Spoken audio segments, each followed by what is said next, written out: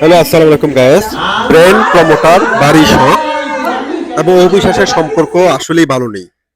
তাদের মধ্যে যে আসলে ব্যক্তি জীবনের সম্পর্কটা খুব খারাপ পর্যায়ে চলে গেছে, এটা কিন্তু এখন বোঝা যাচ্ছে, এখন স্পষ্টতই ক্লিয়ার।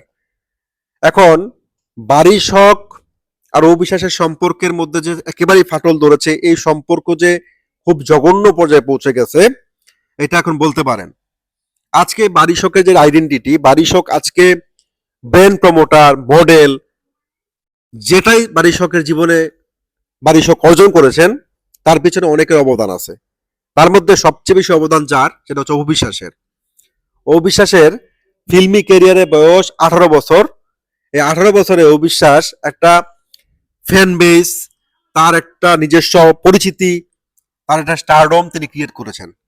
সেই ফ্যান বেসটা বা সেই স্টারডমটা তিনি বারিশ হককে দিয়েছেন বলেই বারিশ হক এত দ্রুত জনপ্রিয়তার জায়গায় পৌঁছতে পেরেছেন। এটা যদি বারিশ হক অস্বীকার করেন, এটা উনি করতেই পারেন। উনি এখন কাকে ক্রেডিট দিবেন, কাকে ডিসক্রেডিট দিবেন, এটা ওনার ব্যাপার। কিন্তু বারিশ হক অবিশ্বাসকে এবং অবিশ্বাসের ভক্তদেরকে দেখে নেওয়ার হুমকি দিয়েছেন।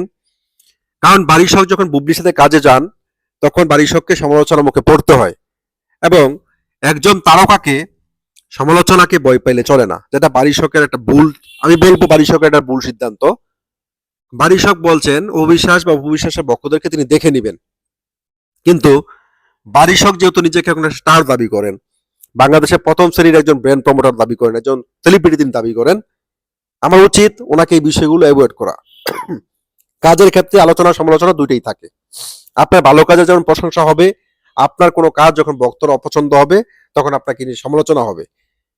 বারিশ হক অবিশ্বাসকে দোষারোপ করছেন, তার ব্যক্তি জীবন নিয়ে অবিশ্বাস কথা বলছে, বা অবিশ্বাসের ভক্তরা বারিশ হকের ব্যক্তি জীবন টেনে টেনে সামনে নিয়ে আসছেন, যেটার কারণে বারিশ হক অবিশ্বাসের ভক্তদেরকে কুকুর বলে, কুকুরের মতো গেউ গেউ করে বলে সম্বোধন করেছেন। এবং বারিশ হক অবিশ্বাসকে এবং অবিশ্বাসের ভক্তদেরকে দেখে নেওয়ার হুমকি দিয়েছেন।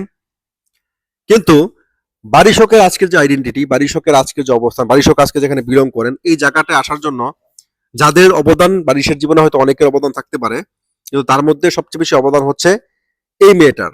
কিন্তু সে তার অবদান নেয়নি, কিন্তু তার শত্রুর সাথে তার সম্পর্ক উন্নয়ন করে, তার শত্রুকে নিয়ে কাজ করার জন্য সে হয়তো উঠে পড়ে লেগেছে। তার কাজের স্বার্থে কাজ হবে। আজকে বুবলির সাথে হয়েছে, কাল থেকে আরো অনেকের সাথে হতে পারে, বিদ্যাসিনা বিমের সাথেও সামনে হবে।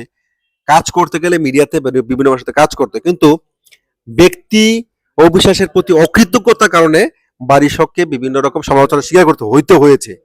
কিন্তু হ্যাঁ, অনেকেই এখানে বারিশ হককে পার্সোনালি অ্যাটাক করেছেন, স্ল্যাং ল্যাঙ্গুয়েজ, অড ল্যাঙ্গুয়েজ ব্যবহার করেছেন। আমি সেটাকে সাপোর্ট করছি না। কিন্তু অবিশ্বাসের ভক্তদেরকে বারিশ হকের দেখে নেওয়ার যে বিষয়টা, এবং তিনি এটাকে বলেছেন যে আমি সবকিছু নোট করে রেখেছি, সবকিছু রেকর্ড আমার কাছে আছে, আমি ভবিষ্যতে বা যে কোনো সময় এর বিরুদ্ধে কঠিন ব্যবস্থা নিব। এই যে তিনি হুমকি দুমকি দিয়েছেন, একজন সেলিব্রিটির এভাবে হুমকি দুমকি দেওয়াটা আসলে কতটুকু যুক্তিসঙ্গত আমি জানি না। কারণ একজন সেলিব্রিটিকে আলোচনা সমালোচনা সব সহ্য করেই কিন্তু তাকে সেলিব্রিটি হিসেবে থাকতে হয়। বারিশ হক এবং অবিশ্বাসের সম্পর্কের যে ফাটল, তাদের সম্পর্কে যে ভাঙন, সেটা হয়তো আগামীতে আরো খারাপ পর্যায়ে চলে যাবে। তবে অবিশ্বাসের ভক্তদেরকে দেখেও নেওয়ার যে হুমকিটা, সেটাকে আপনারা কিভাবে দেখছেন?